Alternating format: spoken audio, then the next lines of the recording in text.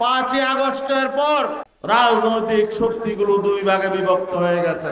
একটি পক্ষ নতুন রাজনৈতিক বন্দোবস্ত চায়, নতুন দেশ চায়, রাষ্ট্র মেরামত চায়, রাষ্ট্র সংস্কার চায়, রাষ্ট্রের সাংবিধানিক প্রতিষ্ঠানগুলো যাতে সঠিকভাবে কাজ করতে পারে এমন সংস্কার চায়। অতীতের যে নির্বাচন, যেন তেন নির্বাচন, প্রহসনের নির্বাচনের বিরুদ্ধে অবস্থান নিয়েছে। সঠিক নির্বাচন চায়, জনগণের মতের সঠিক প্রতিফলন চায়। আরেকটি পক্ষ আছে, তারা কিছুই পরিবর্তন চায় না। তারা আবার আওয়ামী লীগের মতো, ফ্যাসিবাদী শক্তির মতো ৭২-এর সংবিধানের দোহাই দেয়।